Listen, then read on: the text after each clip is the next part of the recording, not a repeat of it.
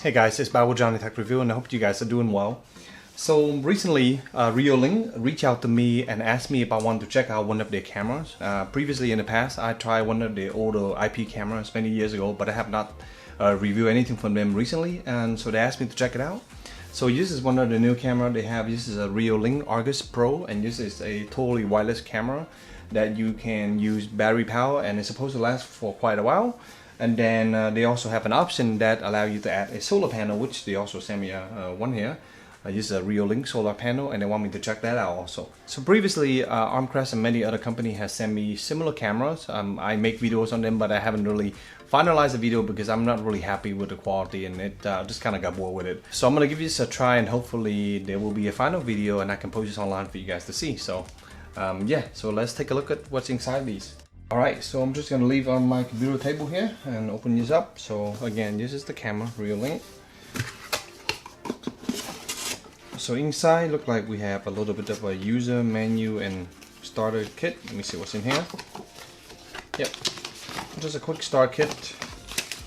A little sticker that say 24-hour surveillance, and a little like drilling guy mounting kit kind of thing. Look like we have the soft silicone holder, some cable here, pretty short cable. Look like a strap here for probably holding it together while you're strapping it on. And here is the little mount for it, and this is a soft silicone, and here's the mount for the wall. So this is the pretty big battery, pretty chunky right here, and it comes with just one of these. And here is the camera itself. So again, pretty small, nothing complicated. So half of it is basically just battery that you will strap in, and the charging port is at the bottom, and then here look like a micro USB charging port, and this looks like the place you will open it. So maybe you can hook up the solar panel to here, so we'll figure that part out. SD card on the side here. I'm gonna go ahead and open the solar panel also to see what's inside this. I am assuming it's pretty simple. Again, similar ordeal, little starter guide and stickers and mounting kit. Got a little pad here. I don't know if that's for protection or what of the panel itself. And this is the panel. Kind of interesting mesh filling, as you can see right here. Long cable, so that's pretty good. There's a mounting kit hole in the back here. And this is the stick that you will mount. So it look like you will mount it separately, maybe next to the camera. You can also position it a little bit further away with a longer power cable, so that's good. And some mounting screw. So guys, I'm gonna charge this up, mount this outside. My plan is to mount it in the same exact spot in the back of my house. Give this a try and see how good the reception and the pairing process and everything. So it's been roughly about a month since I used the Reolink Argus Pro and also the solar panel that come as an optional kit. So I want to go over some of the really good thing about it and some of the not so good thing about it. So the biggest point for this guys, similar to something like an Arlo Pro, is that this has battery power, and it also uses Wi-Fi, so therefore you don't need any cable to it. If you choose to connect a power bank or perhaps a USB, one of these solar panel connection to it, then of course you will need a power cable to keep that running. But the battery themselves is advertised for about 1 month, and in my experience, that is typically how long it lasts. So I leave it on motion sensor, only activate and record when it detects motion, and it's doing that using a PIR sensor. So the activation is pretty good. So every day I would say I average 2 or 3 times up where I log into the app and I'm doing a live stream for just a few seconds here and there, just to look around to test it. So that is my typical experience. Most of the time it's just from the motion sensor, and I'm getting notification from it, etc. And that in that case it lasts about 1 month. So I let it run all the way down to about 10% after about 4 weeks of usage, and then I plug this guy in. This is the solar panel that come with it. I'm not very clear on the detail of how much power is delivering to charge, but from my experience, if you plug it in, let's say at 80% power, and you're using this and you get decent sunlight during the weeks, you're gonna keep it at about 80%.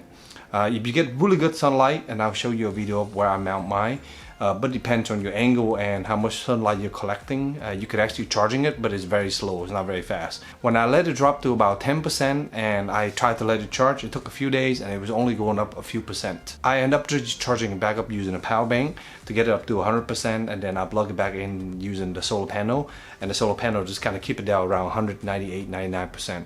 And this is with the late summer kind of fall, so I'm getting a lot of cloudy, sometimes sunny, but in general kind of give you an idea. On the pictures and sound quality, I think the sound quality is pretty good in this guy. You can hear pretty clearly. I can hear the bird chirping and all that kind of thing in the background, my backyard.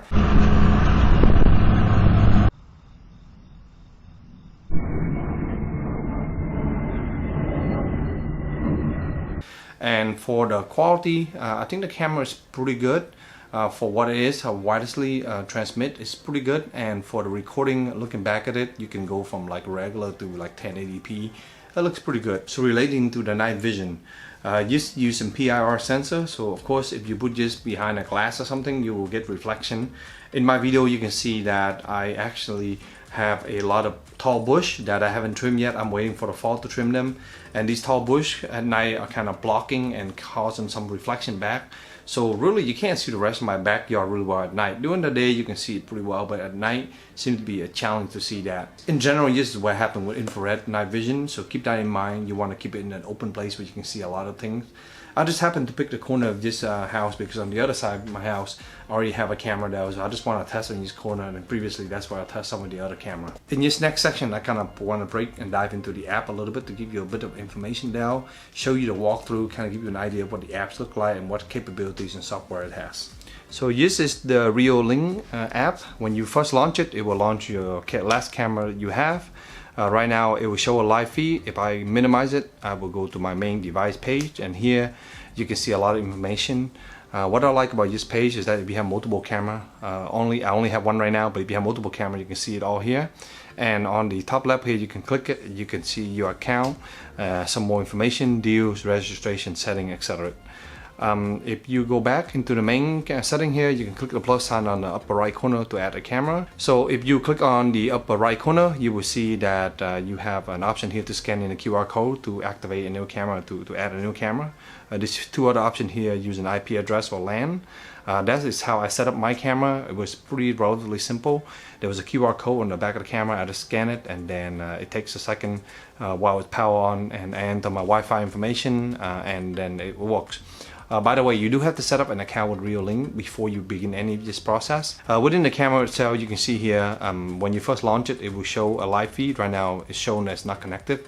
Typically it's not going to connect it unless you click on it or when you launch the app, because it's trying to say battery. So you do have a little motion activated and the battery symbol to show you how much battery they are and the time currently. The thumbnail is the last picture that you see from the camera. We can go to cloud here, and we can see two options here for cloud storage if you want to activate more cloud storage. It does come with 7-day rolling recording for free for 1 month, and after every month you seem to have to activate it to keep it going, but that seems to be the instant.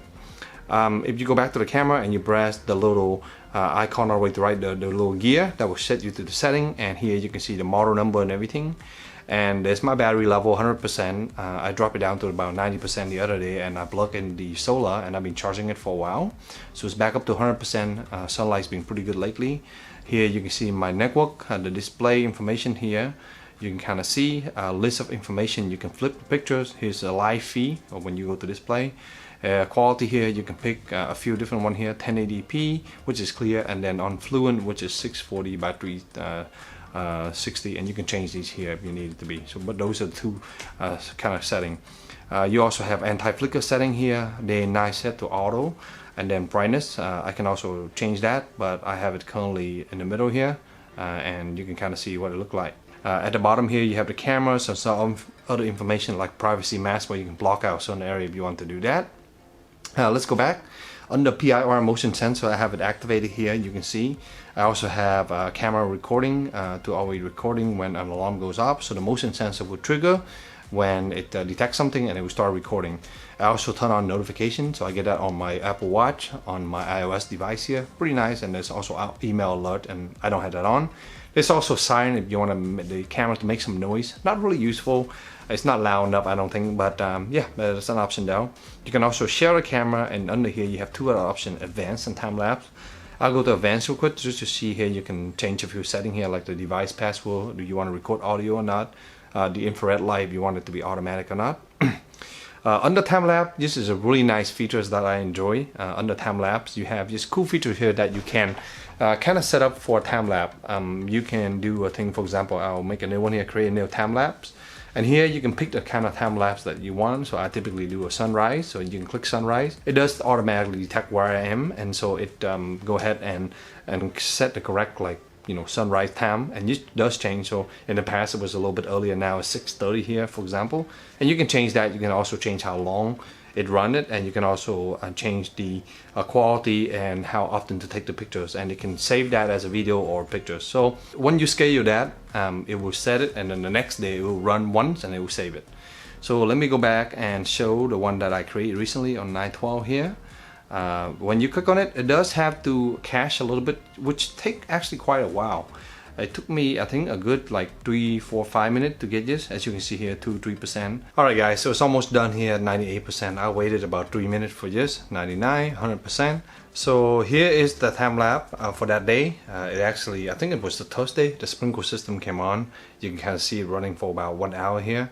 So this is what the video looked like during the days, in case you're wondering. Looks pretty nice, as you can see. Everything's very clear, but you can see those very tall bush that I have here cause some problem at night because the infrared is kind of hitting it, and it just bounces right back and kind of blocking the rest of the view. So with the time lapse, it does show the last video that you recorded. You can click on the icon up top here, and you can see the previous video. So there was another one here. Let me see if that one's already downloaded locally. This was a little bit earlier in the month, where it's dark and then become light, and the camera automatically switched from infrared into day vision, and you can see it just kind of flip over. They do warn you about that, so remember, if you don't want that, to go ahead and turn that option off when it comes to automatic switching of the infrared. So there is also a little gear icon here, and in there you can override the previous time lapse. Otherwise it will just have multiple video. So in this camera I installed a Samsung 32MB micro SD card, and that allowed me to record a lot of these settings here. But let's go back real quick here, and let's go to the camera, and we can go to some of the playback option here. This is the live feed, but you can go to playback, and here in the playback you can see all the different motion detections. So let me go back, for example, on the 10th, and on the 10th there are 2 events, and the problem with these is that they don't really load the thumbnail, so they do tell you the time and how long the duration, typically 7 seconds, but if there's a lot of motion it will continue to record that. So I'll click on one of these just real quick to give you an idea how fast it loads. There's me pulling in the trash in the backyard. I'll give you an idea. Click another video here. This is later. There you go. As you can see, pretty good. So let me pick another day on the 6th of September as an example. I'll click here. There's my wife walking around, my kids running around.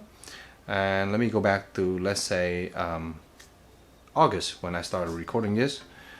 So on the 20th of August, press done here. You can see load pretty fast to get the setting up.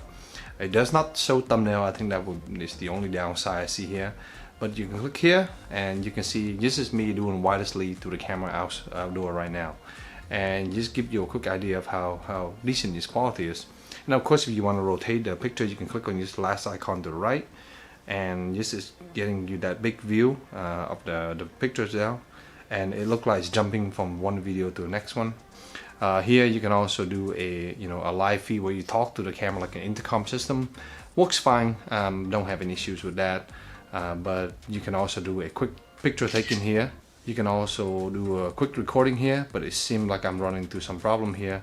Right now that works. The last time I tried this, the video didn't save, so that give you an idea right now also. So in summary, this Argus Pro camera works pretty well. I like the fact that the battery actually lasts quite a while, as advertised, about a month or so of motion detection recording, with notification basically every day whenever I have motion. The solar panel, I believe, is another 20-30 bucks or something like that. If you want to buy that, it is a nice option to have, provided that you don't want to recharge every month. You can also do stuff like bring a micro USB cable to it, plug in a power adapter, that kind of thing, but it's not as nice having a solar panel. You do not have to use this one specifically, I guess. You can use any one that has a micro USB output, and that's what this solar panel does. Thank you again for Reolink for sending this unit out for me to check it out. If you guys have any question, feel free to leave a comment box down below and I'll be glad to answer it. If you find this video useful, please give it a thumb up, subscribe, and stay tuned for more future review. Thank you.